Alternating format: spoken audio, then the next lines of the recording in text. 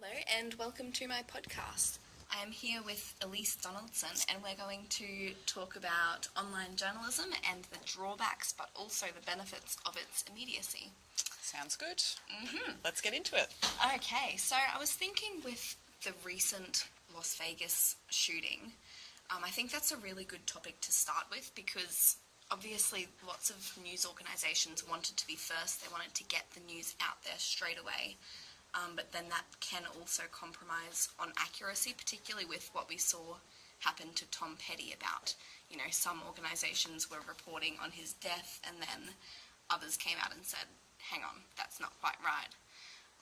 And so, I think that's just a really big issue that people can find. Yep, and it was even in the case of Tom Petty, it was even the local police who had tweeted that he had died when in fact he still hadn't passed away. So they were giving out incorrect information, which a lot of the news agencies used without actually looking themselves as, to clarify that had happened. And then some of them just ran this story based on what others had run as well without even looking into it further. And I know that Tom Petty's daughter, I believe, was really upset about that happening. So it just shows that sometimes you just need to double check things. Yeah, you just need to go that extra mile to make sure, because sometimes your sources can be incorrect, and if one organisation is reporting on something, it doesn't necessarily mean it's accurate. It just means that they haven't done their job properly. Yeah. And so you do have to go that extra mile to make sure that you're not following the same path as them. Yeah. But then I think with online journalism, because it is so immediate, it can be really useful, particularly in this day and age. With the Las Vegas shooting again, obviously lots of families were really distraught and they wanted to make sure that their loved ones were okay. They wanted to be updated on what was happening.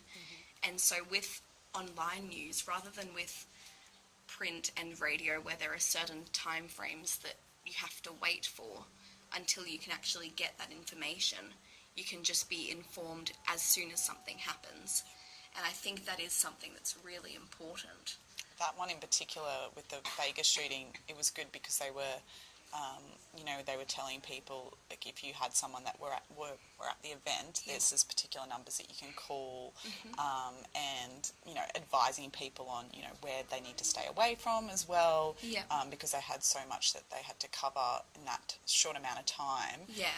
And the police, they didn't want anyone sort of coming down to that area and sort of snooping around. They needed to keep everyone clear of that. So, within minutes of it sort of happening, you knew, where to stay away from and that kind of thing, which was important, I guess, from the police's point of view as well. Yeah, exactly. And as I said, if it was just the age of print and radio, then you might have to wait for the hourly news bulletin on the radio or the morning or nightly newspaper before you could actually get all of that information. And often it's too late for that anyway, and it's rendered useless by then. Yeah.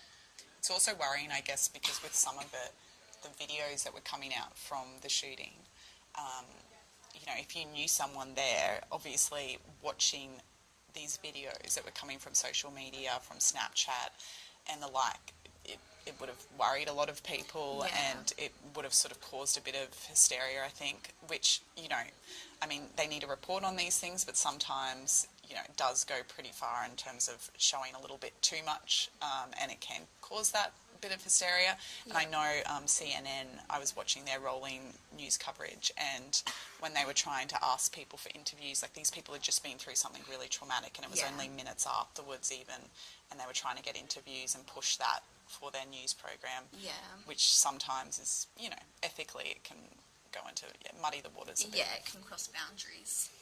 And I think even for me, I didn't know anyone over there. I'm a complete outsider watching on.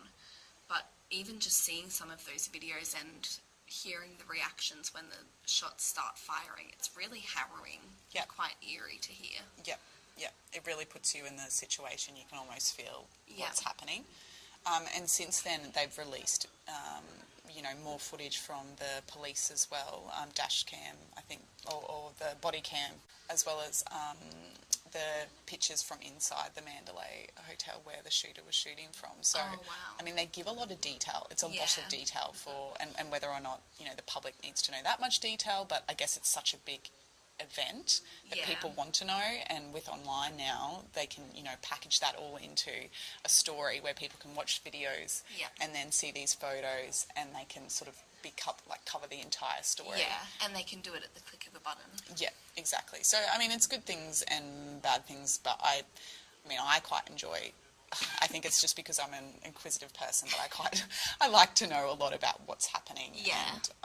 and to keep up with that. And I think online news, the way it is now, it does give you a lot of those details. So if you want to find it out, there'll be something online that will tell you exactly Yeah. what's sort of going on. So I think it is really good for the journalism industry because it is so immediate, just as long as people do value accuracy, because people are never going to remember who's first. Yeah. But if you're wrong, they're going to remember that. Exactly. And I think there was one thing with just quickly with the Las Vegas, they were, someone was saying that the death toll was up to like 70 or something at one stage. I mean, and this was just all hearsay of what other people had thought had happened. Yeah. So it's just really dangerous to even say that Yeah. without knowing. So To make assumptions without double checking. yeah, and I think that's when you have rolling news coverage and things that are coming on there, like you've just got to be really careful, because even if you're wanting to say things just to be first, Yeah. it can be really dangerous, and people won't appreciate it, particularly people close to the issue